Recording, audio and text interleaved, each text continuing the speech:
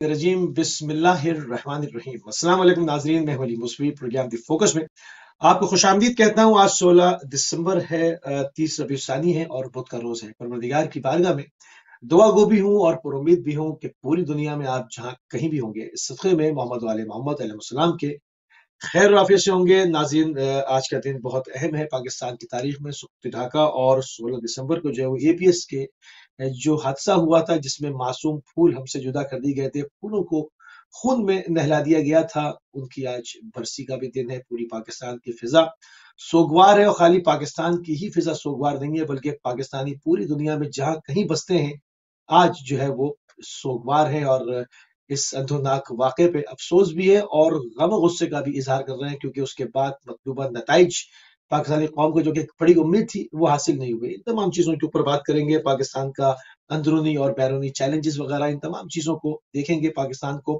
के मामलात सियासी क्या हैं और हमें अंदरूनी और बैरूनी चैलेंजेस क्या हैं और खुफिया हाथ क्या क्या हैं, किन किन ममालिक से खतरा है, क्या क्या कुछ जो है वो खत्ते के अंदर जारी वसारी है। इन तमाम पॉइंट्स के ऊपर, इन तमाम मौज़ूआत के ऊपर बात करने के लिए हमारे साथ मौजूद हैं सैयदा ज़हरा नकवी साहिबा। आप एमपीए भी हैं और वुमेन हैंड विंग की जो है वो हेड है एमडब्ल्यूएम में और मुकामी रहनुमा है हमारी। आपके प्रोग्राम में खुशामदीद कहेंगे और आपकी खिदमत में सलाम अर्ज़ करेंगे। जी वालेकुम अस्सलाम, बहुत शुक्रिया। बहुत शुक्रिया, आपने अपना कीमती टाइम हमको दिया। बहुत ज़्यादा सियासी और मजहबी मसरूफियत है आपकी, मगर आप हमें अपना कीमती टाइम दे रही हैं। एपीएस स्कूल की बच्चों की आज बरसी है, जिन फूलों को, जिन मासूम बच्चों को खून में नहला दिया गया था, उसके बाद कौम को बहुत ही उम्मीद दिलाई गई थी। बड़े जोशीले तराने वगैरह मीडिया के ऊपर चलाए गए थे और वादे किए गए थे उन मासूम बच्चों के वालिदैन से कि आपको इंसाफ की फरहमी की जाएगी, मगर उसके बाद कुछ और होता है। इस हवाले से क्या कहेंगी आप, क्या देखती हैं? जी बिस्मिल्लाहिर्रहमानिर्रहीम। सबसे पहले तो मैं आपके तवज्जुद से तमाम देखने वालों को ताज़ियत पेश करती हूँ। आज का दिन बहुत ही दिलगुजार और बहुत ही दिलखराश वाक़या को जो उसकी याद दिलाता है और वाक़यान एक ऐसा दर्द उठता है दिल में कि कुछ बोला नहीं जाता, बयान नहीं किया जाता। एक ऐसे स्कूल पर दिन दहाड़े हमला करके मासूम बच्चों की जानें ली गईं और वो भी कोई मामूली स्कूल नहीं था, बल्कि वो आर्मी पब्लिक स्कूल था। यानी पाक फौज के वो जवान जो अपनी जानों को हथेलियों पर लेकर जाते हैं अपने वतन की हिफाजत करने के लिए, जिन्होंने अपने शब रोज़ को सर्व किया हुआ है और किसी भी खतरे की परवाह किए बगैर मेरी पाक फौज के ये जवान अपने मुल्क की खिदमत के लिए अपने वक्त को सर्व कर रहे हैं और उन्हीं के बच्चों को पेशावर में इस तरह के हादसे का शिकार किया जाता है, इस तरह का जुल्म ढाया जाता है कि वाक़तन इस जुल्म को देखकर हमें करबला याद आ जाती है कि आज हम जो मज़लूमियत को याद करके रोते हैं, वो वाक़ईन हमने देखा अपनी आँखों से, अपने मुल्क में देखा, उन तमाम टीचर्स ने अपनी आँखों से देखा, उन तमाम मज़लूमों ने देखा कि किस तरह से बच्चों को जो है वो यरग़माल बनाया गया और उन पर ज़ुल्म किया गया और किस तरह से उनको शहीद किया गया। तो आज इतने साल गुज़रने के बाद भी वाक़ईन मुझसे बात नहीं की जा रही है, जब मेरी नज़रों के सामने वो वाक़या आ रहा है और एक माँ के लिए कितना मुश्किल है। एक माँ बड़ी उम्मीद के साथ अपने बच्चे को स्कूल भेजती है और जब माँ स्कूल भेजकर बच्चों को मुतमईन हो जाती हैं और किसी माँ ने सोचा भी ना होगा कि आज मेरे बच्चे के साथ ये वाला वाक़या पेश आएगा वहाँ पर। तो वाक़ईन इस वाक़ये के बारे में हम किस तरह से बात करें और एक ख़ातून एज़ अ मदर मैं जो सोच रही हूँ, तो मेरे से बात नहीं की जा रही है आपके साथ कि बहुत ही दर्दनाक वाक़या है पाकिस्तान की हिस्ट्री का। हमेशा जो है वो हम इसको याद करते रहेंगे और ये दर्द हमारे दिलों में ज़िंदा रहेगा और हम कभी भी जो इस वाक़ये के दुश्मन हैं, हम कभी भी उनको ना फ़रामोश कर सकते हैं, ना भूल सकते हैं और इस वाक़ये में मुलव्विस तमाम अफ़राद के लिए अब भी ہر خاتون، ہر پاکستانی، ہر ماں جو ہے وہ دل سے یہ دعا کرتی ہے کہ وہ اپنے انجام کو پہنچے، اور اچھا کبھی کب بھی تک ان لوگ کب افراد تک کو جو ان دشمنوں لوگ کی کب تک پشت اس کا پناہی کر انتظار؟ رہے ہیں، ان دشمنوں کو ہوں سیکیورٹی فراہم کر رہے ہیں، اور اس واقعے میں ملوث افراد کی پشت پناہی کر رہے ہیں، ہم کبھی بھی ان کو معاف نہیں کر سکتے۔ اچھا لوگوں کو بڑی امید تھی کیونکہ ضرب عزم چلا اور رد الفساد چلا اور بڑے بڑے آپریشن کیے گئے اور اس کے اندر پاکستان آرمی کے ہمارے جوانوں کی جانیں گئیں، وزیرستان کے اندر آپریشن، بڑے بڑی اسلحے کی مارکیٹیں جو تھیں اس کو جا کر ہمارے جوانوں نے الٹ دیا اور وہ اس کی بیچ کدی کی گئی، اس میں بڑی مطلب بہت زیادہ جو ہے وہ لوگوں نے اس پر سفر بھی کیا، آئی ڈی پیز بنے، بڑے معاملات ہوئے، مگر علاقے کو کنٹرول کر لیا گیا۔ مگر اس کے اوپر جب ترانے وغیرہ شائع کیے گیا، یہ تو پیرنٹس کو بڑی امید تھی ان فیملیز کو جن کے بچے، اب مطلب یہ ایک ایسا دکھ تھا نا کہ اس کے زخم جس کو کہا جائے کہ وہ چیز وقت واپس آ جائے تو وہ ممکن نہیں ہے، جس کا بچہ چلا گیا وہ چلا گیا، وہ یادیں زندگی بھر کی رہ گئی۔ ایک آخری ڈھارس یہ ہوتی ہے کہ کم از کم اس ظالم کو، ان ظالمین کو جنہوں نے حملہ کیا تھا، ان کے سہولت کاروں کو اگر قرار واقعی سزا ملتی ہے اور ان کو واصل جہنم کیا جاتا ہے تو کچھ آنسو پیرنٹس کے پچ جاتے ہیں، کچھ ان کی ماؤں کے دلوں کو سکون مل جاتا ہے، ماں باپ کو۔ تو اس میں احسان اللہ احسان کو آپ نے رکھا بھی، یہ تمام چیزیں ہوئی، مگر کوئی سزا کیوں نہیں ہوئی؟ اس سے لوگوں کے اندر بڑی بے چینی ہے آج تک۔ جی بالکل آپ نے درست فرمایا کہ ایک جو ہے وہ مجرم کو گرفتار بھی کر لیا گیا لیکن پھر اس کو چھوڑ دیا گیا، یہ ایک سوالیہ نشان ہے پاکستان کے ذمہ داروں پر کہ ایسا کیوں ہماری اس ریاست میں جو ہے وہ کیا جا رہا ہے۔ اور میں سمجھتی ہوں کہ یہ پاکستان کے جو دشمن ہیں، جو نہیں چاہتے ہیں کہ پاکستان جو ہے وہ ایک خود مختار ریاست بن سکے، پاکستان میں امن اور سکون قائم ہو سکے، چین آ سکے، اور پاکستان کی ڈیولپمنٹ ہو، پاکستان کے بچے جو ہیں وہ اچھی طرح سے پڑھ لکھ جائیں اور ترقی کریں۔ وہ یہ انہی کی سازش ہے، وہ نہیں چاہتے ہیں کہ ہم پرسکون ماحول میں اور اچھے انداز میں اپنے بچوں کو دیکھیے ایجوکیٹ کر سازشیں سکیں۔ تو بہت لوگ کرتے ہیں، سازشیں تو ہر کوئی کرے گا، مطلب ہمارے پڑوس میں دوست بھی ہیں، دشمن بھی ہیں، دشمن کا کام سازش بھی کرنا ہے، اور کمزور جب دشمن ہوتا ہے تو سازش کرتا ہے ورنہ حملہ کر دیتا ہے۔ تو ہمیں اندرونی سازشیں، بیرونی، اس کو بھی ابھی جیسے پروگرام آگے لے کر جائیں گے اس کے اوپر بھی بات کریں گے۔ تو سازشیں ہونا کوئی حیرت کی بات نہیں، وہ تو ہونی ہے، وہ تو ہر قوم کے جب دشمن ہوتے ہیں کرتے ہیں۔ بات یہ اختیار ہمارے ہاتھ میں ہے، ہم ایٹمی طاقت ہیں، ہمارے ہاتھ میں اختیار ہے، ملزم پکڑا ہوا ہم نے، تو مطلب ایسا کیا ہو گیا کہ اس کو چھوڑ دیا گیا؟ جی بالکل آپ نے بجا فرمایا، میں اسی طرف آ رہی تھی کہ سازشیں یقیناً ہوتی رہی ہیں اور حصہ ہیں ہر ملک کی پولیٹکس کا، اور ہر جگہ پر ہوتی ہیں سازشیں، لیکن یہ کہ ہم سازشوں کا شکار ہو جاتے ہیں اور ان سازشوں کی روک تھام نہ کرنا، یہ المیہ ہے۔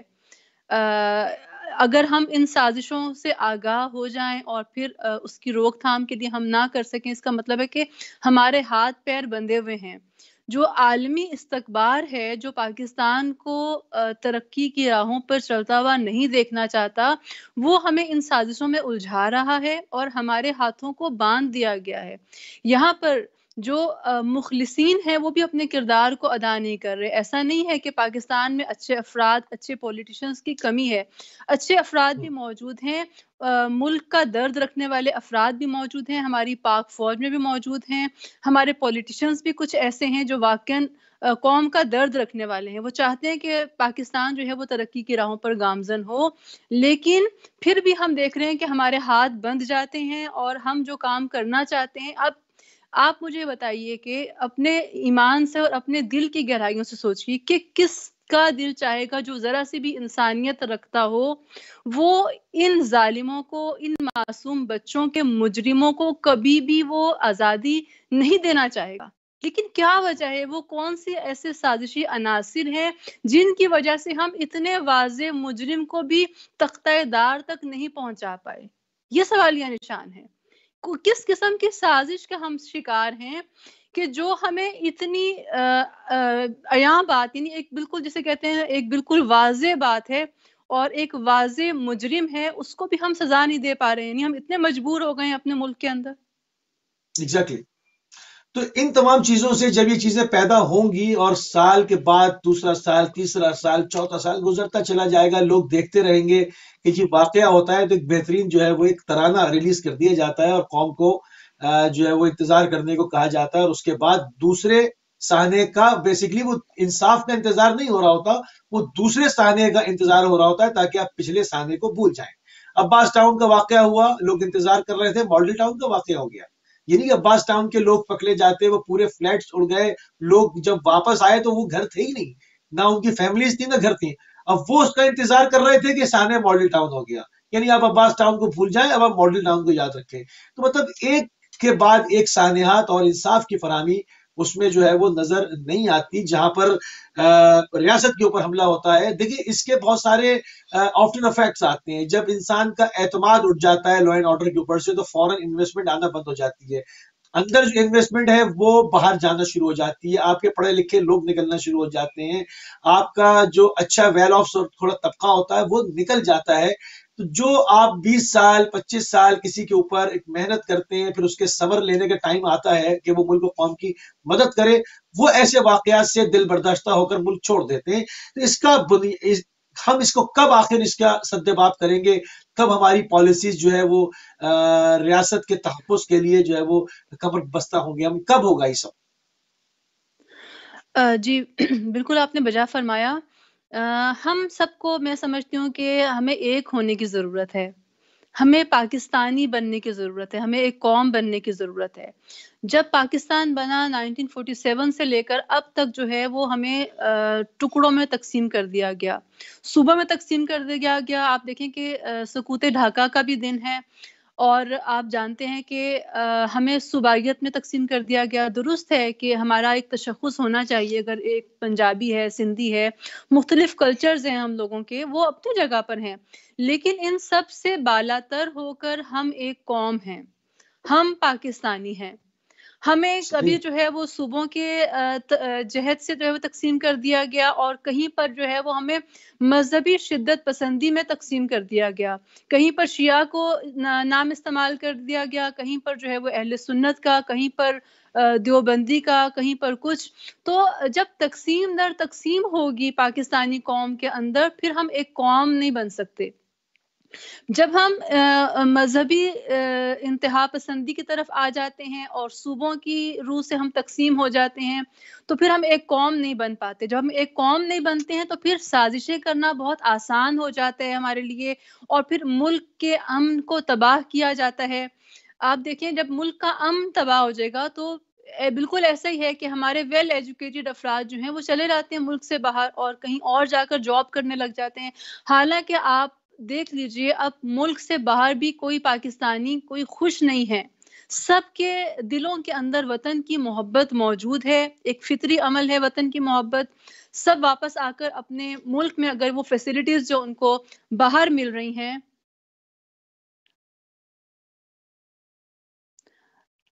وہ فیسلٹیز جو باہر مل رہی ہیں، اگر وہ ساری فیسلٹیز جو ہیں وہ ملک کے اندر مل رہی ہوں، تو کوئی بھی باہر جا کر رہنا اور پیسے کمانا پسند نہیں کرے گا۔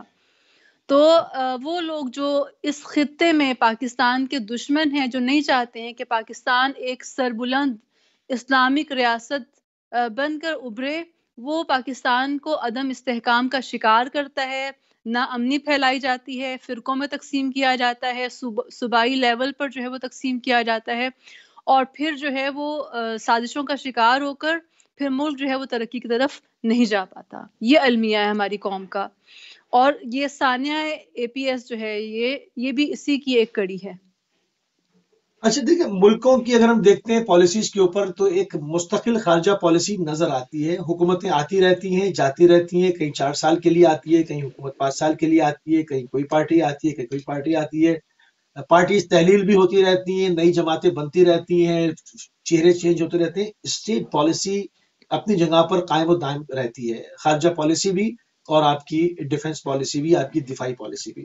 ہم پاکستان میں دیکھتے ہیں ہر 4 سال کے بعد جو ہے وہ ایک نمایاں تبدیلی خارجہ پالیسی میں بھی نظر آتی ہے، اور دفاعی پالیسی میں بھی نظر آتی ہے۔ اگر کلعدم جماعتوں کا ہی لے لیں، پہلے تھوڑی داخلہ پالیسی پہ بات کر لیتے ہیں۔ کلعدم جماعتوں پہ اگر ہم لے لیتے ہیں، کون نہیں جانتا، مطلب یہ تو ایک جس طرح بچوں کو بہلایا جاتا ہے، یہ وہ والی بات ہوتی ہے کہ بعض تنظیموں پر پابندی لگا دی، وہ پرچم بھی تبدیل نہیں کرتے، آفیسز بھی تبدیل نہیں کرتے، لیڈرز بھی تبدیل نہیں کرتے، چہرے بھی وہی رہتے ہیں، خوخار بھیڑیے وہ سارے وہیں پہ موجود رہتے ہیں، صرف جماعت کا نام تبدیل کرتے ہیں، نئے اکاؤنٹس کھولتے ہیں اور اپنا کام شروع کر دیتے ہیں۔ یہ کیا اس طرح کبھی ریاست کی ریٹ بحال ہو سکے گی؟ کیا آپ اپنے لوگوں کو اعتماد میں لے سکیں گے؟ اس کے اوپر بنیادی طور پر کیوں داخلہ پالیسی نہیں بنائی جاتی ایک ڈائنامک مضبوط قسم کی؟ جی بہت ضروری ہے کہ ایک پالیسی واضح ہو، اور میں سمجھتی ہوں کہ پاکستان جب سے بنا ہے اور اس کی بنیاد کلمہ لا الہ الا اللہ محمد الرسول اللہ پر بیسڈ ہے، اور بہت واضح پالیسی ہے پاکستان کی، کہ پاکستان کی داخلہ پالیسی اور پاکستان کی خارجہ پالیسی کیا ہونی چاہیے، بہت واضح ہے۔ پاکستان جو ہے وہ اسلام کے نام پر حاصل کیا گیا تھا، اور یہی وجہ ہے، میں سمجھتی ہوں کہ یہاں پر جو زیادہ حالات خراب کیے گئے ہیں وہ اسلام کے نام پر ہی متاسفانہ جو ہے وہ خراب کیے گئے ہیں، کیونکہ مذہبی رجحان بہت زیادہ پایا جاتا ہے لوگوں کے اندر، تو مذہب کے نام پر ہی لوگوں کو گمراہ کیا جاتا ہے۔ یہیں پر جو ہے وہ طالبان جیسی تنظیم کی جو ہے وہ بنیاد رکھی جاتی ہے، مطلب ہے کہ اس کو سپورٹ کیا جاتا ہے، اور وہ اسلام کے نام پر ہی آ کر اپنے آپ کو بم سے اڑایا جاتا ہے۔ اور آپ دیکھیے معصوم بچوں کو اسلام کے نام پر نشانہ بنایا گیا، یعنی بدنام اسلام کو کیا جا رہا ہے، اسلام کے کارڈ سے کھیلا جا رہا ہے۔ اس کی جو ہے وہ سدباب کرنا اس کا بہت ضروری ہے، اعتدال کا نہیں، رستہ ہماری اپنانے پالیسی کی ہے کیا ضرورت ہے۔ بیسیکلی؟ میں جاننا چاہتا ہوں، کیونکہ آپ کا تعلق ایک سیاسی حوالے سے بھی ہے، اور آپ ایم پی اے ہیں، اور مطلب پریکٹیکلی جو ہے وہ پالیٹکس کے اندر انہیں ملت تشیع کی رہنمائی فرما رہی ہیں۔ پالیسی ہے کیا؟ مطلب مجھے آج تک میں اپنی خود پالیسی کو ایک فکس طور پہ نہیں سمجھ سکا ہوں۔ مجھے لگتا ہے کہ ڈاماڈول چلتی ہے معاملات کو دیکھ کے۔ ہماری ایک کچھ نکات تو فکس ہونے چاہیے نا، کہ بھئی یہاں سے تو ہماری یہ ریڈ لائن ہے، اس سے تو ہٹنا ہی نہیں ہے۔ ہماری خارجہ پالیسی بیسیکلی ہے کیا؟ ڈیفنس پالیسی ہے کیا ہماری؟ دیکھیے ایسا نہیں ہے کہ ہماری جو ہے وہ پالیسی چینج ہوتی رہتی ہے، ہماری خارجہ پالیسی جو ہے وہ بہت واضح ہے، بہت واضح ہے کہ ہم پاکستان کی سرحدوں کی حفاظت کریں گے اور پاکستان پر آنچ نہیں آنے دیں گے۔ ہمارے بہادر فوجی اپنی سرحدوں پر ہر جگہ پر، ہر مقام پر جو ہے وہ اپنی ذمہ داریوں کو بہت احسن طور پر نبھا رہے ہیں، اور پاکستان نے بہت ہی جوانمردی کے ساتھ، بہادری کے ساتھ جو ہے وہ دہشت گردوں سے نپٹا ہے۔ آپ نے دیکھا جو آپریشنز ہوئے ہیں، آپریشن زرد ازب اور باقی آپریشنز، اس میں ہم نے دہشت گردی پر ردع بہت حد الفساد۔ تک قابو پا لیا ہے۔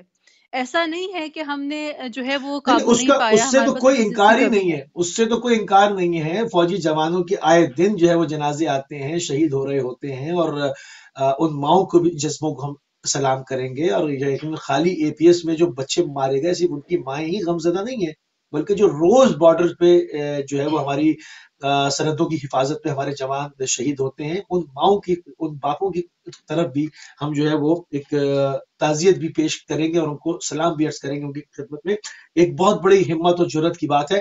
مگر میں یہاں ایک دوسرے رخ سے بھی بات کرنا چاہتا ہوں۔ یہاں پر خالی معاملہ فوج کا نہیں ہے، وہ تو جانے دے رہے ہیں۔ بات یہ ہے کہ کلعدم جماعتیں جب سمجھ میں آ جاتا ہے کہ یہ ملک کے لیے پوائزن ہے، یہ کینسر ہے، یہ تکفیر پھیلاتے ہیں، یہ لوگوں کو لڑاتے ہیں، اس سے بزنس تباہ ہوتا ہے، اس سے انفراسٹرکچر تباہ ہوتا ہے، اس سے قوم کا اعتماد لوز کرتی ہے قوم، یہ نام بدل کر آ جاتے ہیں۔ اتنا سادہ کھیل ہے، تو پابندی لگائی کیوں تھی پھر؟ جی بالکل، آپ بجا فرما رہے ہیں کہ ان کل عدم تنظیموں پر جو ہے وہ پابندی لگائی جاتی ہے، اور پھر دوسرے نئے نام سے یہ لوگ آ جاتے ہیں، وارد ہو جاتے ہیں میدان میں، اور وہی عمل کرتے ہیں۔ لہٰذا بہرحال ابھی یہ جو گورنمنٹ ہے، اس کی پوری کوشش ہے کہ جو ہے اس پر دیکھا جائے، اور جو مذہبی انتہا پسندی اور یہ چیزیں پھیلائی جا رہی ہیں، منافرت پھیلائی جا رہی ہے، اس کو کنٹرول کیا جائے، اور تنظیموں کو جو ہے ان کے جو آبجیکٹیوز ہیں اس پر دقت کی جائے کہ ان کا ہدف کیا ہے ان تنظیموں کا، اور کوئی بھی تنظیم اس طرح کی نہ آئے کہ جو اس طرح کی منافرت جو ہے وہ اس کو ہوا دے سکے ملک میں۔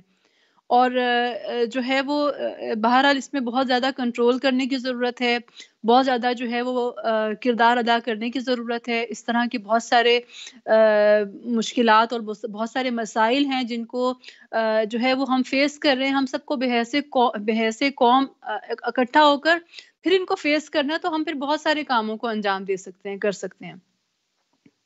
صحیح۔ اچھا، اس میں جس طرح سے واقعہ ہوا اور اس کے بعد احسان اللہ احسان رہا ہو گیا، اور قوم یقیناً اس کے اندر قوم میں بالکل اس بات پہ ہچکچاؤں گا نہیں یہ کہنے پر کہ قوم میں مایوسی پیدا ہوئی، قوم شانہ بشانہ کھڑی تھی، قوم امید کر رہی تھی کہ ان کو پھانسیاں ہوں گی، ان کے مزید نیٹ ورکس پکڑے جائیں گے، ہماری جان چھٹے گی، ہمارے جو ہے وہ اداروں نے اسٹینڈ لے لیا ہے، وہ نہیں چھوڑیں گے۔ مگر بڑی مایوسی ہوئی کہ جب ہمیں پتا چلا کہ احسان اللہ احسان کو پہلے تو ڈیلے کرتے رہے اور اس کے بعد وہ ملک سے جا چکا ہے، تو یہ ایک نئے صحنے کا انتظار کرنے کا ہمیں کہا جا رہا ہے کہ ایک دوسرے صحنے کا آپ انتظار کریں۔ حقیقی معنوں میں تو یہ آپ کیا دیکھتی ہیں، خدا نخواستہ اس طرح کے صحنوں کا راستہ بند کر دیا گیا ہے یا جو ہے وہ ایک خطرہ موجود ہے ابھی بھی؟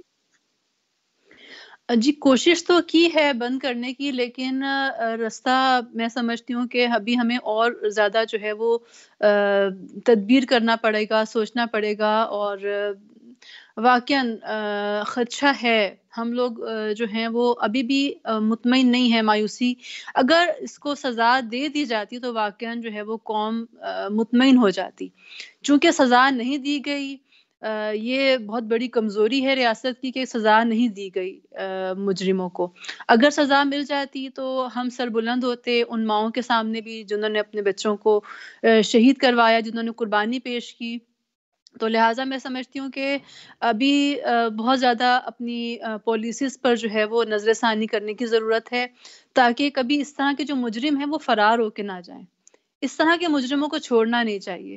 ہم باتیں بہت ساری ہوتی ہیں، لیکن کچھ قانونی بندشیں ہیں۔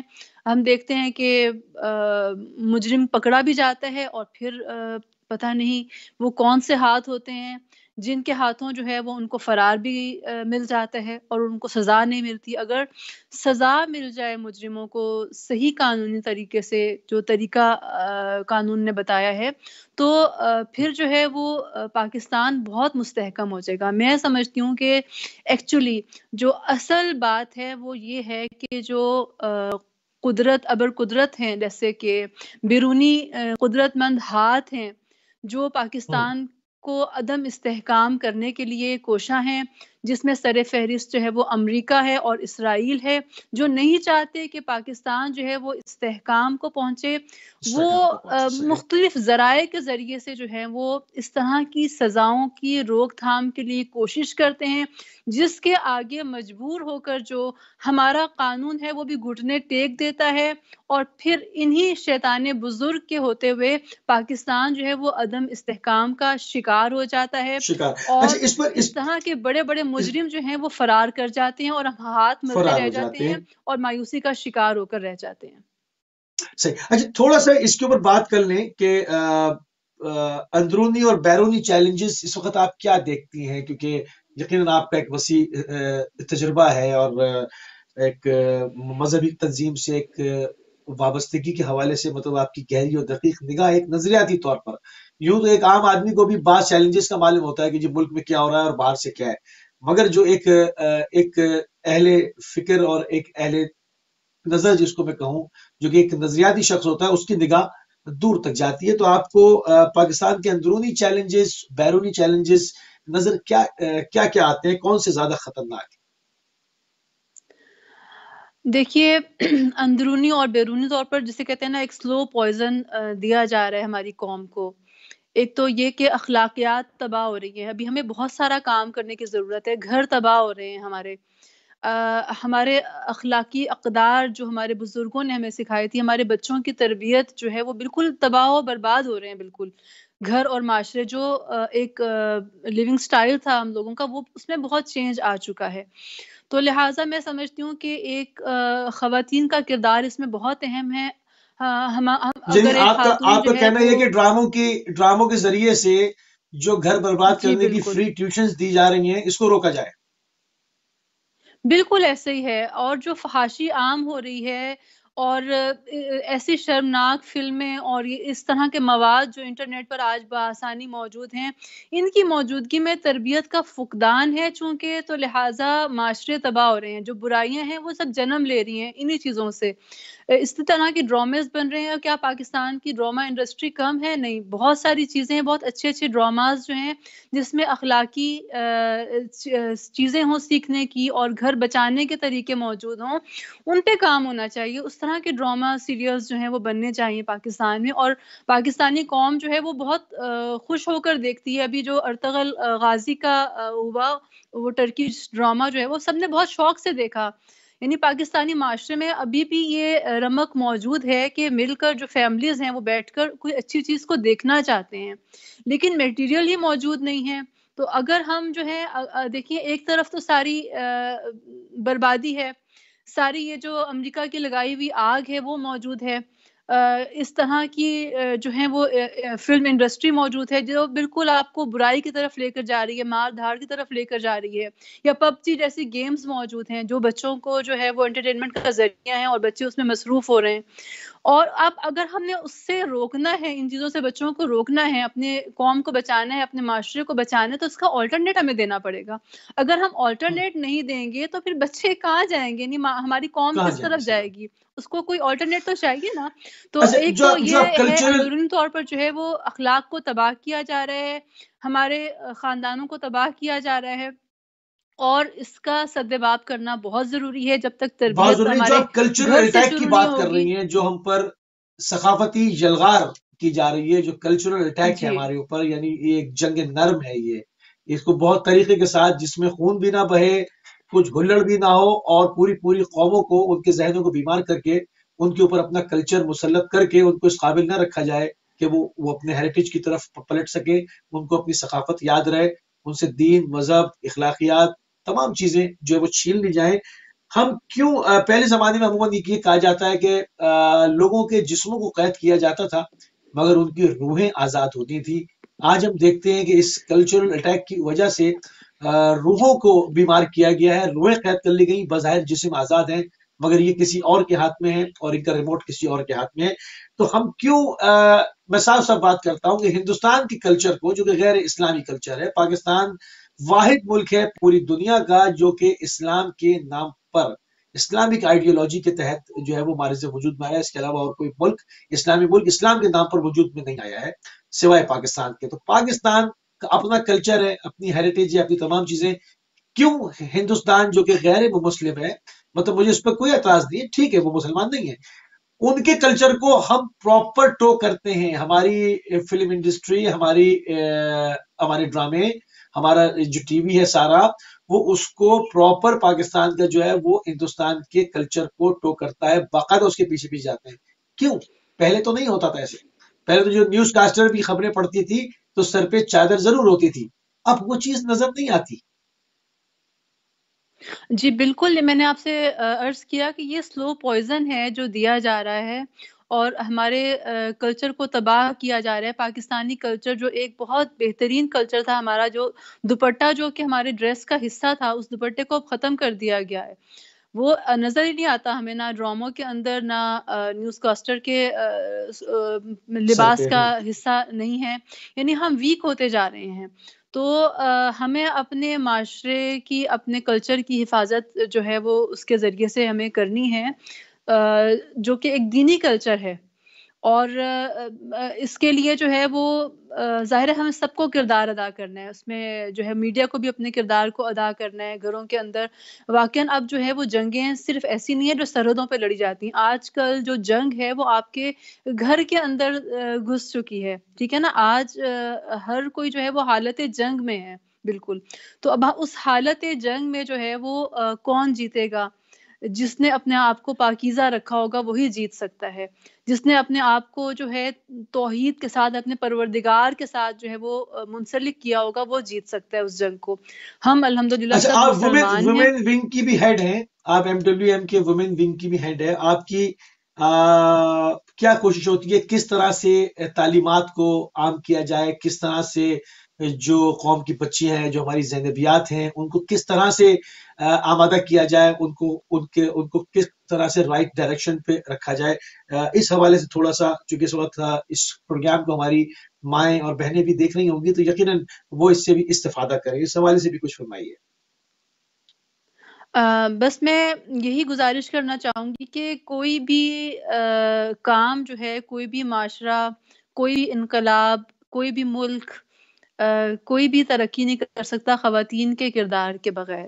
ایک مرد کی تربیت صرف ایک فرد کی تربیت ہوتی ہے، لیکن ایک خاتون جو ہے وہ پورے خاندان کو چلا رہی ہوتی ہے۔ خاندان کی جو سربراہی ہوتی ہے ایکچولی وہ خواتین ہی کر رہی ہوتی ہیں، اپنے گھر کی، اپنے بچوں کی، اپنے باقی عزیز و اقارب کی، سب دیکھ رہی ہوتی ہیں۔ خواتین کے ہاتھوں میں یعنی جسے کہتے ہیں نا، وہ انگریز ایک بات کہتے ہیں کہ men control the world but women control the men. تو بالکل ایسا ہی ہوتا ہے کہ مرد جو ہیں وہ بہت سارے کاموں کو بظاہر چلا رہے ہوتے ہیں، لیکن ان کو جو چلا رہی ہوتی ہیں وہ خواتین چلا رہی ہوتی ہیں۔ تو لہٰذا خواتین اپنے کردار سے جو ہیں وہ غافل ہیں، میں سمجھتی ہوں۔ ہماری خواتین کو جو گمراہ کیا گیا فیشن کے نام پر، ٹھیک ہے، فیشن کرنا خاتون کا حق ہے، وہ اپنی حدود میں رہتے ہوئے جو ہے وہ اپنی آرائش بھی کرے، اپنا لباس پہ بھی توجہ دے، سب کچھ کرے، لیکن ایسا نہ ہو کہ وہ فکری اعتبار سے بالکل ایک کھلونا بن کر، ایک گڑیا بن کر رہ جائے، اور اس کو پتہ ہی نہ ہو، اس کا ذہن کام ہی نہ کر رہا ہو کہ ملک کس طرف جا رہا ہے، دنیا کس طرف جا رہی ہے، یہاں پہ میری ذمہ داری کیا بنتی ہے، مجھے کیا کرنا ہے۔ تو اگر ایک خاتون اپنے اس کردار سے غافل ہو جائے گی تو پھر وہ معاشرہ جو ہے وہ تباہی کی طرف جائے گا۔ اگر کسی معاشرے کو، اگر کسی خاندان کو بچانا ہے تو ہمیں جو ہے وہ اس کی خواتین پر فوکس کرنا ہوگا۔ اور ہم دیکھتے ہیں کہ اوائل اسلام میں ہم دیکھتے ہیں کہ جناب قدیرہ سلام اللہ علیہا جو ہے، انہوں نے کس طرح سے دین اسلام کی آبیاری کی ہے، اور ان کی مدد کے بغیر پیغمبر اسلام صلی اللہ علیہ وآلہ وسلم اس طرح سے دین کو نہیں پہنچا پاتے تھے۔ آپ بہترین مددگار تھیں، یہاں تک کہ آپ کی رحلت کے بعد باقی تمام امہات المومنین کے ہوتے ہوئے پیغمبر اسلام جناب قدیرہ سلام اللہ علیہ کو یاد کر کے گریہ کیا کرتے تھے کہ انہوں نے میرا اس وقت میں ساتھ دیا جب کوئی میرا مونس و غمخوار نہیں تھا۔ اور پھر اسی طرح سے ہم دیکھتے ہیں جناب سیدہ کا کیا کردار ہے، اور بالکل باقی معاشروں میں، حتیٰ کہ ہم ویسٹرن معاشرے میں دیکھتے ہیں، ہم دیکھتے ہیں کہ برٹش میں جو ہے وہ بھی خواتین کا کردار بہت اہم رہا ہے، پولیٹکس میں بھی اور اپنے معاشرے کو بچانے میں بھی۔ حتیٰ کہ جو ہم اس کو دیکھتے ہیں، پورا جو کوئین الزبتھ اور یہ سب پورا خاندان ہمیں نظر آتا ہے، تو اس میں جو خاندانی رسم و رواج اور یہ سب کچھ تھا، اس کی بہت حد تک جو ہے وہ وہاں کی خواتین نے حفاظت کی ہے۔ یعنی ہر معاشرے میں جو خاندان اور معاشرے کی جو حفاظت ہے، اس میں خاتون کا کردار بہت اہم ہے۔ تو لہٰذا تمام مسلمان خواتین کو اسلامک کلچر کی حفاظت کرتے ہوئے آئندہ نسلوں کو اچھی طرح سے پروان چڑھانا ہے، تاکہ یعنی ہمیں ہم اندرونی جو چیلنجز ہیں، سامراج کی، جی بالکل، سامراج کی اندرونی جو چیلنجز ہیں ہم کو، بالکل بالکل، یہ اندرونی یا بیرونی دونوں طرح سے چیلنجز ہیں ہمارے لیے، خصوصاً اندرونی طور پر جب ہم اندرونی طور پر ویک ہو جائیں گے، جب ہمارا معاشرہ جو ہے وہ ویک ہو جائے گا، تو پھر ہم خارجہ پالیسی کو کس طرح سے دیکھ پائیں گے اور کس طرح سے اس کا مقابلہ کر پائیں گے۔ بالکل صحیح۔ اچھا، جو بیرونی چیلنجز ہیں وہ تو نظر بھی آتے ہیں، سب کو سامنے بھی ہیں۔ افغانستان کے اندر جس طرح سے دہشت گردوں کو لا کر سوریہ سے اور عراق سے جو بچے کچے وہاں پر تھے، جو اپنی زندگی کی بھیک مانگ رہے تھے، ان کو لا کر بٹھایا گیا، اور اس سے پہلے امارات اسلامی طالبان کے نام سے کام شروع ہوا، اس کے بعد پیچھے سے آئیسس بھی آ گئی، ان میں آپس میں بھی جھگڑا رہا، مگر افغانستان کے حالات بدستور جو ہے وہ خراب ہے۔ جب تک افغانستان کی زمین پرامن نہیں ہوتی، پاکستان کے لیے خطرے کی گھنٹی بجتی رہے گی۔ اس وقت افغانستان کے حوالے سے کیا اپڈیٹس ہیں آپ کے پاس، کہ اس وقت کیونکہ ہمیں زیادہ تر احسان کا بھی سارا جو نیٹ ورک تھا، جو آپریشنز تھا، وہ تمام زیادہ تر جو ہے وہ سب افغانستان سے ہی آپریٹ ہوتا ہے، بلکہ افغانی سمز اس کے اندر استعمال ہوتی نہیں، کیونکہ ان کی جو فریکوینسی ہے وہ آگے پاکستان کے علاقوں تک کام کر رہی ہوتی ہے۔ تو ہمیں جب تک افغانستان پرامن نہیں ہوتا ہمیں سکون کا سانس نصیب نہیں ہوگا. تو اس وقت کیا معاملات ہیں؟ اس وقت حکومت پاکستان جو ہے افغانستان کے حوالے سے کیا ارادے رکھتی ہے؟ کس طرح سے ہینڈل کیا جائے گا اس دہشت گردی کے خطرے کو؟ دیکھیے، افغانستان ہمارا برادر ہمسایہ ملک، اور ہم دونوں مل کر ایک بہت بڑی طاقت بن سکتے ہیں. لیکن میں سمجھتی ہوں کہ پاکستان سے زیادہ سازشیں جو ہیں وہ افغانستان کے خلاف ہو رہی ہیں. ہم نے تاریخ میں دیکھا کہ خود پاکستان کی سرحدوں کو استعمال کیا گیا افغانستان کے خلاف. کیا ایسا ہونا چاہیے تھا؟ نہیں. ماضی میں ایسا بھی نہیں. ہوتا رہا ہے، اور اب بھی جو ہے وہ جتنی سازشیں پاکستان کے خلاف ہو رہی ہیں اس سے کئی گنا زیادہ سازشیں جو ہیں وہ افغانستان کے خلاف ہو رہی ہیں. تو پاکستان کی یہ خواہش ہے اور رہے گی کہ ہمارے برادرانہ تعلقات جو ہیں وہ بہت اچھے رہیں، اور ہم دونوں ملک مل کر جو ہیں وہ ترقی کی راہ پر گامزن رہیں. لیکن دشمن جو ہے وہ کبھی بھی یہ نہیں چاہتا. اس کی یہ خواہش ہے کہ ہم آپس میں لڑتے جھگڑتے رہیں. کبھی جو ہے وہ تحریک طالبان کے تناظر میں جو ہے وہ جو ہے کہ ہم کہتے ہیں کہ انہوں نے بنائی اور یہ اس طرح سے ہوا، جبکہ جو ہے وہ اس کے بیک پر جو ہیں وہ فورنرز ہیں، یعنی جنہوں نے جو ہے وہ اس طرح کی تنظیموں کی بنیاد رکھی. اچھا جی، وہ سب ٹھیک ہے. کیا آپ کو نہیں لگتا کہ ضیاء الحق صاحب استعمال ہوئے؟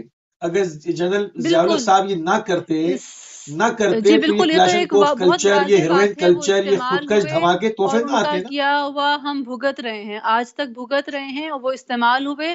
اور اسی طرح کے افراد اور بھی ہیں جو بک جاتے ہیں، جو سمجھتے نہیں ہیں اپنے ملک کی پالیسی کو، سمجھتے نہیں ہیں، نہیں سمجھتے کہ ہم نے کس طرح سے جو ہے وہ اپنے ملک کو دشمنوں سے بچانا ہے اور کس طرح سے اس کو ترقی یافتہ بنانا ہے، ترقی کی راہوں پر لے کر چلنا ہے، بلکہ سازش کا شکار ہو جاتے ہیں اور جو ہے وہ اپنے ہی ہمسائے اور برادر ملک کے اوپر جو ہے وہ حملہ کیا جاتا ہے اور ایک دوسرے کے گلے ہم کاٹ رہے ہیں. اس کا سراسر فائدہ جو ہے وہ ابر قدرتوں کو ہو رہا ہے، امریکہ کو ہو رہا ہے، اسرائیل کو ہو رہا ہے، جو نہیں چاہتے کہ اسلام پھلے پھولے. کیونکہ دیکھیے آج میں آپ کو ایک نقطے کی طرف متوجہ کروں کہ سب سے زیادہ جو پڑھا جا رہا ہے اسلام کے بارے میں اور خصوصاً مکتب تشیع کے بارے میں، وہ اسرائیلی یونیورسٹیز میں پڑھا جا رہا ہے. وہ دیکھ رہے ہیں کہ کیونکہ ایک ہمارا ہی جو مکتب تشیع جو ہے وہی ایک ایسا نظریہ پیش کرتا ہے اور ہماری ایک تھاٹ ہے کہ دنیا میں ایک وقت ایسا آئے گا کہ جب نظام عدل کو قائم کیا جائے گا، پوری دنیا پر ایک عادلانہ حکومت کو قائم کیا جائے گا. اور ابھی ہم تو اتنی کاوشیں نہیں کر رہے ہیں، ہم تو ہاتھ پر ہاتھ دھرے بیٹھے ہیں، ہم بڑے آرام سے اپنی زندگیاں گزار رہے ہیں، اپنے گھروں میں سکون سے بیٹھے ہوئے ہیں، ایک مجلس کر کے اور ایک ماتم کر کے اور ایک میلاد کی محفل برپا کر کے ہم سمجھتے ہیں کہ ہم نے بہت اپنا حق ادا کر دیا، ہم نے بہت بڑا کام کر لیا. لیکن ہمارا دشمن جو ہے وہ آرام سے نہیں بیٹھا ہوا. وہ پورا ٹائم جو ہے وہ کوشش کر رہے ہیں، کاوش کر رہے ہیں. ایک اطلاع کے مطابق بڑی بڑی اسرائیلی یونیورسٹیز میں جو ہے وہ شیعت شناسی کے ٹاپک پر پی ایچ ڈیز ہو رہی ہیں، لوگ ایم فل کر رہے ہیں، پی ایچ ڈیز کر رہے بہت ہیں اہم کہ بات کہہ رہی ہیں آخر آپ. یہ کون سے لوگ ہیں کہ جو دنیا کی ہولڈ کو اپنے ہاتھ میں لینا چاہتے ہیں. ہم دیکھ رہے ہیں کہ اسرائیل جو ہے وہ قابض ہے.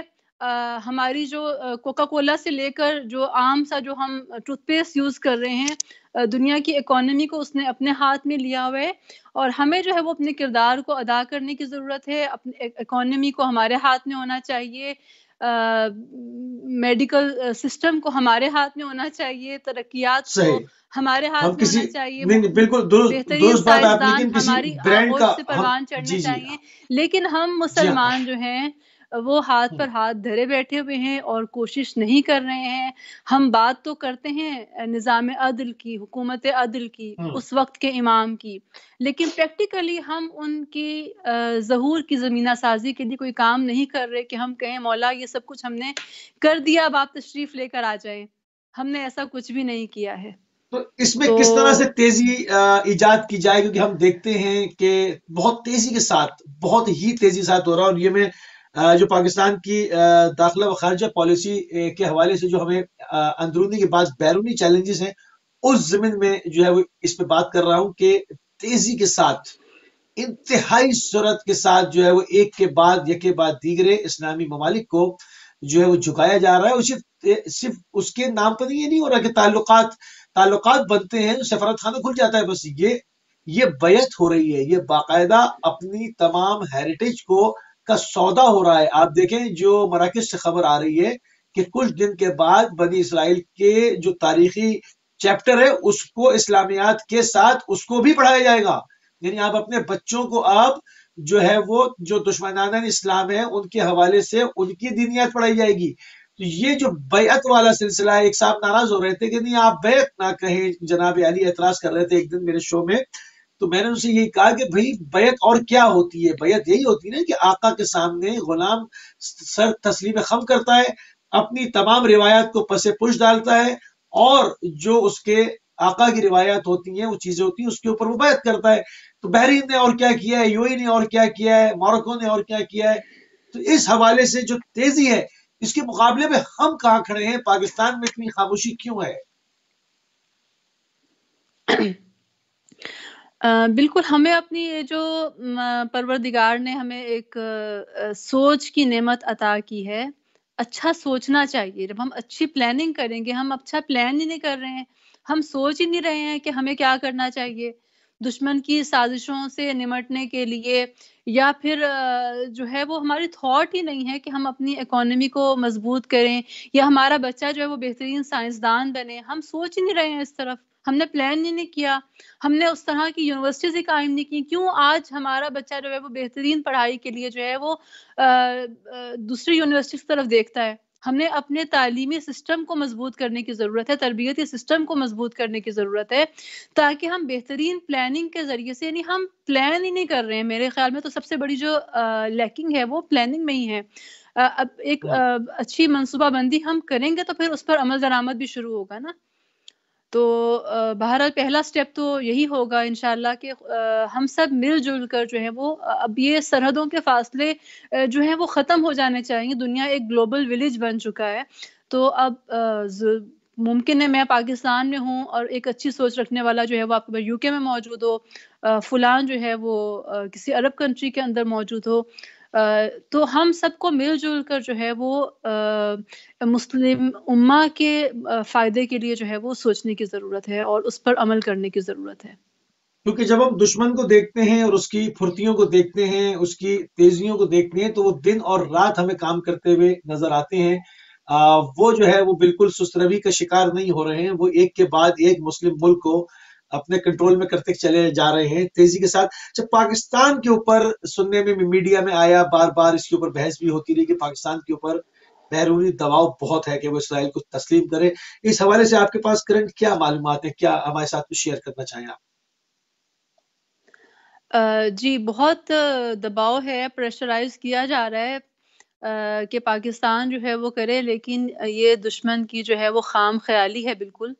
ابھی پاکستان کے عوام میں اتنا شعور ہے الحمدللہ، اور پاکستان کی عوام بیدار ہے، چاہے وہ کسی بھی مسلک سے تعلق رکھتا ہو، لیکن اسرائیل کی جو نفرت مسلم امہ کے قلوب کے اندر موجزن ہے، وہ کبھی بھی پاکستان کو جو ہے وہ جھکنے نہیں دے گی اور سر تسلیم خم نہیں کرنے دے گی. اور ہم سٹینڈ لیں گے، اور بالکل بھی ایسا پاسبل نہیں ہے کہ ہم اسرائیل کو تسلیم کر سکیں.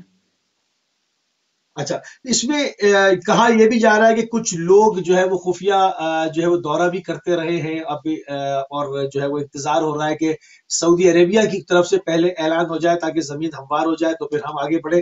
ان باتوں میں کتنی صداقت ہے؟ دیکھیے، دورہ جات تو ہو سکتے ہیں، اس میں کوئی مسئلہ نہیں ہے. اپنے تئیں جو ہے وہ جو کوئی جاتا ہے دورہ کر لیتا ہے اسرائیل کا، اور خفیہ طور پر ہی ظاہر ہوتے ہیں اس طرح کے دورہ جات، کیونکہ پاکستانی پاسپورٹ پر تو درج ہے کہ یہ پاسپورٹ جو ہے وہ ہر کنٹری کے لیے ہمارے کیا ہے بہت سارے سوائے ڈیول اسرائیل نیشنل کے. ہیں نا، بہت سارے ڈیول نیشنل ہیں جی نا، ان کو ضرورت ہی نہیں ہے. ہمارے پاس تو بہت سارے ڈیول جی جی نیشنل ہیں نا، ہماری جی جی اسمبلیوں میں بیٹھے بالکل، ہوئے. میں نے یہی عرض کیا کہ ان دورہ جات سے کوئی فرق نہیں پڑے گا. ہماری اچھا پالیسی پر. سعودی عرب جو ہے وہ ہمارا بہت ہی دوست ملک ہے، اور سعودی عرب جو ہے اس کا احترام ہم مکہ و مدینہ جیسی پاکیزہ سرزمین کی وجہ سے کرتے ہیں. زیارت کے لیے ہم لوگ جاتے ہیں، عمرہ حج ادا کرنے کے لیے ہم لوگ جاتے ہیں سعودی عرب، اور مقدس سرزمین ہے. لیکن اس کا بالکل بھی یہ مطلب نہیں ہے کہ اگر سعودی عرب جو ہے وہ اسرائیل سے تعلقات قائم کر لیتا ہے اور جو ہے وہ اسرائیل کو احترام کی نگاہ سے دیکھتا ہے تو ہم بھی ایسا کریں گے. نہیں، ایسا ہرگز نہیں ہے. پاکستان ایک آزاد اور خود مختار ریاست ہے. اپنے فیصلے ہم پاکستان میں ہی کریں گے، اور ہم کسی سعودی آغا کے آگے اپنے سروں کو نہیں جھکائیں گے. بالکل بھی ایسا نہیں ہے کہ ہم انتظار کر رہے ہیں کہ اگر سعودی عرب نے کچھ کر دیا تو ہم بھی جو ہیں وہ اس کے پیروکار بن جائیں گے لیکن اور اس کی بات مگر پر اس عمل کے لیے کریں گے. تیاری ہو نا، کیونکہ وہ کہتے ہیں کہ ہم آپ کی اسٹاک ایکسچینج کو کرش کر دیں گے، آپ سے جو ہے وہ اوور نائٹ جو ہے وہ آپ سے پیسے اپنے واپس مانگ لیتے ہیں. یہ کیسا بھائی چارہ ہے، یہ کیسی دوستی ہے؟ اور پھر اس دوستی کی آڑ میں پاکستان میں ٹاپ ٹو باٹم جو ہے وہ دہشت گردی، مدرسوں کے نام پر دہشت گردی کے اڈے جو ہے وہ بنائے گئے. بعض بورڈز میں نے میڈیا پہ بھی چلوا چکا ہوں کہ بعض میں لکھا ہوا ہے کہ حفظ و ناظرہ کی، آپ کے لاہور میں ہی حفظ اور ناظرہ کی تربیت، اس کی سہولت کے ساتھ عسکری تعلیم کا بھی بندوبست ہے. سبحان اللہ. تو یہ مدرسہ تو نہ ہوا نا، مطلب یہ تو ایک فوجی اڈا ہے، مطلب یہ تو ایک ٹریننگ سینٹر ہے. تو اس طرح سے جو یہ دوستی کی آڑ میں سعودی عربیہ نے کام کیا ہے، آل سعود نے، مکہ اور مدینہ کا احترام اپنی جگہ ہے، حجاز مقدس کا احترام اپنی جگہ ہے، مگر اس کو مقبوضہ کیا ہے. جس طرح مقبوضہ کشمیر ہے، مقبوضہ حجاز ہے، اس کے اوپر آل سعود غاصب ہو کر قابض ہوئے ہوئے. تو انہوں نے جو دوستی کے نام پر ہم کو تحفے دیے ہیں، اس حوالے سے اگر پریشر آتا ہے اور یہ آنکھیں ہم سے پھیرنا شروع کر دی انہوں نے، اور اس میں شدت آتی ہے، ہماری پالیسی کیا ہوگی؟ ہم کس طرح سے بچیں گے ان سے؟ جی بالکل. اسلام جو ہے وہ امن پسند دین ہے. کبھی بھی اسلام جو ہے وہ اس بات کی اجازت نہیں دیتا کہ آپ جو ہے وہ اسلحے کا استعمال پہلے کریں. ہم تاریخ اسلام میں دیکھتے ہیں، حتیٰ کہ اگر ہم واقعہ پڑھتے ہیں فتح خیبر کا، تو محاصرہ کئی دن تک رہا خیبر کا، اور اس دوران میں ایک چرواہا تھا جو اپنے جانوروں کو لے کر گزرا کرتا تھا وہاں سے، جہاں پر مسلمانوں نے اپنا خیمے لگا رکھے تھے. اور جب وہ چرواہا جو ہے وہ کئی مرتبہ جاتا ہے، دیکھتا ہے کہ یہ بھوکے ہیں، ان کے پاس رہ کر اب کچھ کھانے پینے کو نہیں ہے، یہ پتے کھا کے گزارا کر رہے ہیں. اور اس طرح سے میں مختصر سا اشارہ کر رہی ہوں آپ کے لیے. تو وہاں پر جو ہے یہ متاثر ہو کر مسلمانوں پر یہ یہودیوں کا جو چرواہا ہے یہ اسلام لے کر آتا ہے اور کہتا ہے کہ میں اسلام کو قبول کرتا ہوں. تو یہاں پر نبی اکرم جو ہیں وہ فرماتے ہیں کہ جاؤ پھر ان بھیڑ بکریوں کو جا کر واپس کر کے آؤ جو یہودیوں کی ہیں، جن کو تم لے کر ہر روز آتے ہو اور اپنے ان بھیڑ بکریوں کو جو ہے وہ چراتے ہو. تو وہ کہتے ہیں کہ یا نبی اللہ، اب تو میں مسلمان ہو گیا ہوں، یہ جو ساری بھیڑ بکریاں یہاں پر اتنے بھوکے فوجی بیٹھے ہوئے، آپ ان کو ذبح کر کے ان کو کھلا دیجئے گوشت، تاکہ یہ مسلمانوں کا پیٹ بھر جائے.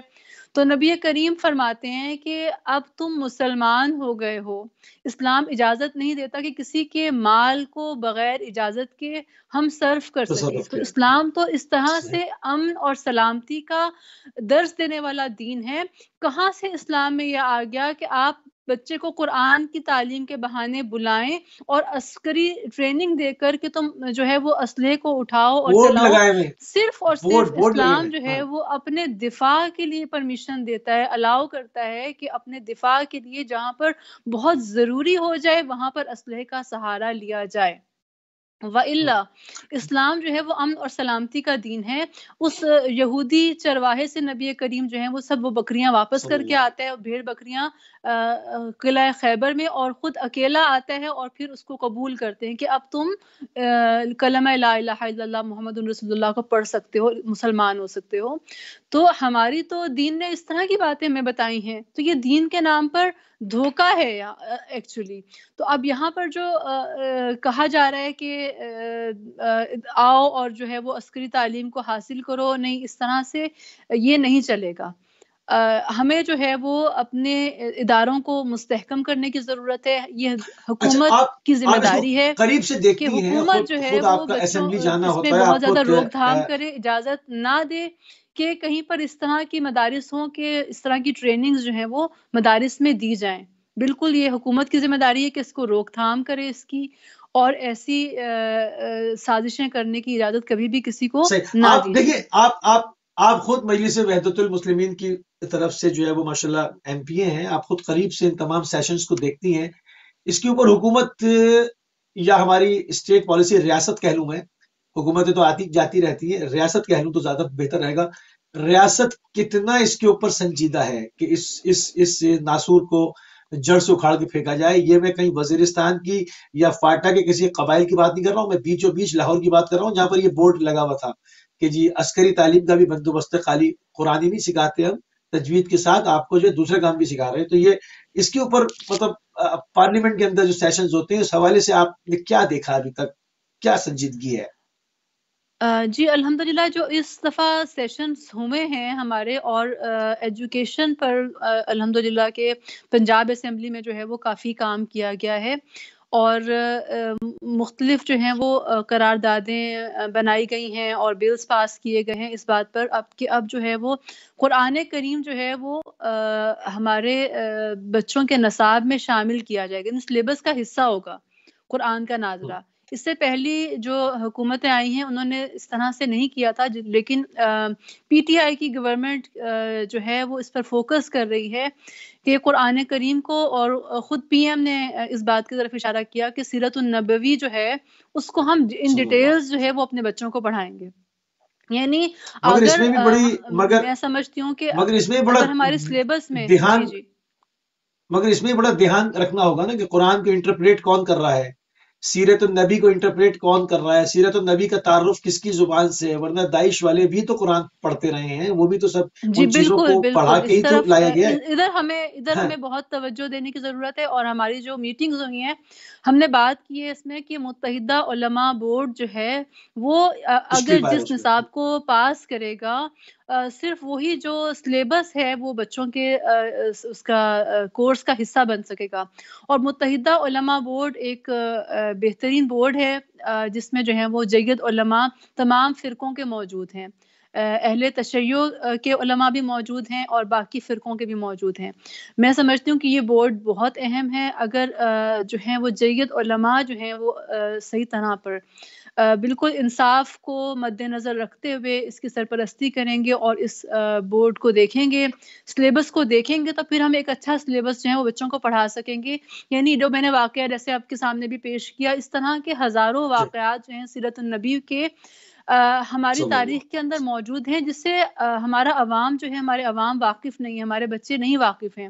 پیغمبر ٹھیک ہے. اسلام کے اچھا، اخلاق بالکل حسنہ پروگرام کو، ان کے تمام جی پروگرام بالکل اپنے آخری جو ہے وہ مراحل کے اندر داخل ہو گیا. تیزی کے ساتھ ایک دو پوائنٹس آپ کے ساتھ ڈسکس کر لیں. آپ نے کہا کہ پاکستان کسی صورت بھی اسرائیل کو تسلیم نہیں کرے گا، پاکستان انہیں خطوط کے اوپر آگے بڑھتا رہے گا جو بانی پاکستان قائد اعظم محمد علی جناح نے ہم کو دیا، اور ہمارے پاسپورٹ کے اوپر لکھا رہے گا سدا کہ آپ اس کے اوپر اسرائیل کے سفر نہیں انجام دے سکتے. مگر اس کو ایک تصویر کا دوسرا رخ دیکھ لیتے ہیں. خدا نخواستہ اگر معاملات ایسے پیدا کیے جاتے ہیں، حالات ایسے کیے جاتے ہیں، تو ملت تشیع کا رد عمل، ممکنہ رد عمل کیا آئے گا؟ کیونکہ ہم ایک بہت بڑی تعداد میں، کروڑوں کی تعداد میں پاکستان میں بستے ہیں. ہمارا اس کے اوپر ممکنہ رد عمل کیا ہوگا؟ ہمارا رد عمل بہت واضح ہے کہ ہم کبھی بھی جو ہیں وہ اس سازش کا شکار نہیں ہونے دیں گے. اور شہید مطہری کا ایک جملہ جس میں وہ آپ فرماتے ہیں کہ اگر ہر مسلمان جو ہے وہ ایک ایک بالٹی بھر کر بھی اسرائیل پر ڈالے تو چھوٹا سا اسرائیل ہے یہ ختم ہو جائے گا. اور اگر باقی مسلمان ساتھ نہیں بھی دیں گے تو ہم شیعیان حیدر کرار میں اتنا دم ہے کہ ہم ایک ایک بالٹی بھر کے ڈالیں گے اسرائیل پر، اور اسرائیل کو صفحہ ہستی سے مٹا دیں گے انشاءاللہ. تو اس میں سقوط ڈھاکہ سے ہم نے کیا سیکھا ہے؟ مطلب آج بھی قومیات کے نام پر، لسانیات کے نام پر، فرقہ واریات کے نام پر کلدم کرتے رہتے ہیں، دوسرے ناموں سے آتا رہتا ہے. کچھ ہم نے سیکھا یا نہیں؟ کیونکہ آج کے دن کی ایک مناسبت ہے، میں چاہتا ہوں اس کے اوپر سے اس پہ تھوڑی گفتگو ہو جائے، اس پر سے بھی میسج چلا جائے. آیا ہم نے ڈھاکہ کو کھو کے اس کے بعد کچھ اپنی پالیسیز کو نظر ثانی کیا یا ویسے ہی چل رہا ہے؟ جی بالکل، ہم نے بہت کچھ سیکھا، اور خدا کرے کہ سیکھیں، آئندہ نسلیں بھی سیکھیں اور سازش کا شکار نہ ہوں.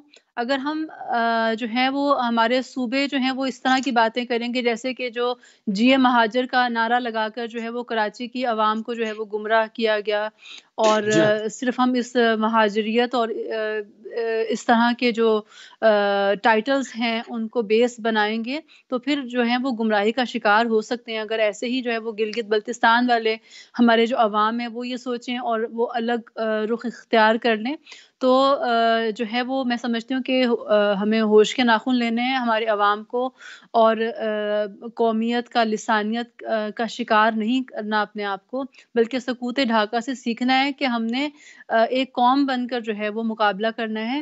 یہ مطلب یہ تو جو ہماری وفاق کی زبان ذمہ وغیرہ ہے داری ہے نا یہ کہ وہ ہماری پہچان کے لیے تمام صرف. جی قومیتوں کو، یہ تو وفاق کی ذمہ داری ہے نا کہ وہ تمام قومیتوں کو ان کے حقوق دے. جس صوبے میں لوگ ہیں وہاں کے صوبے کے لوگ ہی پولیس میں ہوں، وہاں کے لوگ ہی بیوروکریسی میں ہوں، وہاں کے لوگ ہی جو ہے وہ تمام اداروں میں ہوں. دوسری جگہوں سے لا کر اگر بٹھائے جائیں گے تو وہ ایک وہاں پہ پھر ایک احساس محرومی پیدا ہوتا ہے. میں اس حوالے سے بات کر رہا ہوں. اس پہ تو ہم نے کوئی پالیسی چینج نہیں دیکھی ابھی بھی. جی بالکل، دیکھیں ابھی ٹائم لگے گا. 70 سالوں کی جو مشکلات ہیں اور جو اداروں کے اندر جو ایک روٹین سے چلا آ رہا ہے، تو یہ پی ٹی آئی کی گورنمنٹ جو ہے یہ کوشش ہی کر سکتی ہے. ابھی تو بالکل سٹارٹ ہے. خدا کرے کہ ہمت ملے اور کام کریں. واقعاً ہر صوبے کے اندر جو ہے پرائیورٹی وائز جو ہے وہ اسی کو نوکریاں ملنی چاہیے اور اسی کو اوپر آنا چاہیے، تاکہ جو ہے یہ مشکلات اس طرح کے شکار نہ ہوں. اور وفاق جو ہے وہ اس میں کوشش کر رہا ہے، اپنا کردار ادا کر رہا ہے کہ تاکہ جو ہے وہ اس مسئلے سے جو ہے وہ نجات مل سکے اور ہر صحیح. کوئی اپنے صوبے میں ہی پرسکون زندگی گزار سکے، اسے موو نہ کرنا پڑے. اب کیا ہے کہ مہاجروں کو کہیں اور جانا پڑتا ہے، پنجابیوں کو کہیں اور جانا پڑتا ہے جاب کے لیے. جو ہمارے گلگت بلتستان کے بہت ہی لیکن محروم کراچی قسم کے کے عوام حالات ہیں، اتنے خراب ہوئے وہ کہ سب لوگ جگہ لاہور جاتے ہیں. شفٹ ہو بالکل گئے، لوگ اسلام آباد شفٹ ہو گئے، لوگ اپنے جہاں بالکل پر ایسا ہی ہے. 40 سب سے سال سے زیادہ رہ رہے تھے. محروم جو میں سمجھتی ہوں صوبہ ہمارا وہ گلگت بلتستان کا صوبہ جی ہے. اور پیورٹی ہے بالکل پی ٹی آئی گورنمنٹ کی کہ گلگت بلتستان کو جو ہے وہ آئینی صوبہ بنایا جائے، تمام سہولتیں ان کو وہاں پر ادا کی جائیں، تاکہ جو ہے وہ وہاں کے لوگ پرسکون زندگی وہیں پر گزار سکیں. اپنے ہی صوبے میں ان کے لیے انشاءاللہ ویکینسیز ہوں، ان کے لیے جابس ہوں، وہ وہیں پر پڑھ سکیں، وہیں پر جاب کر سکیں، وہیں پر خدمت کر سکیں اور سکون سے رہ سکیں انشاءاللہ. انشاءاللہ. بہت شکر گزار ہیں، نہایت مشکور ہیں اور نہایت ممنون ہے کہ آپ نے اپنا قیمتی ٹائم اہل بیت ٹی وی کو دیا، اور جو آج کے دن کی مناسبتیں تھیں اور جو ہمیں اندرونی اور بیرونی چیلنجز ہیں ان کی طرف ہماری رہنمائی کی، ہماری توجہات کو مبذول کیا. ہم انتہائی مشکور اور ممنون ہیں آپ کے. جی اللہ حافظ. جزاک اللہ. جی ناظرین، آپ سماعت فرما رہے تھے پاکستان سے مقامی رہنما مجلس وحدت المسلمین سیدہ زہرا نقوی صاحبہ کو. آپ ایم پی اے بھی ہیں اور ہیڈ آف وومن ونگ بھی ہیں MWM کی. آپ نے جو ہے وہ آج کے دن کی مناسبتوں کے حوالے سے سقوط ڈھاکہ ہو یا APS اسکول کے اوپر حملہ ہو، مظلوم بچوں کی برسی ہو، اور اس کے بعد قوم انصاف کا انتظار کر رہی ہے، ہنوز کر رہی ہے، اور ہم کرتے رہیں گے جب تک ہمیں انصاف نہیں ملتا.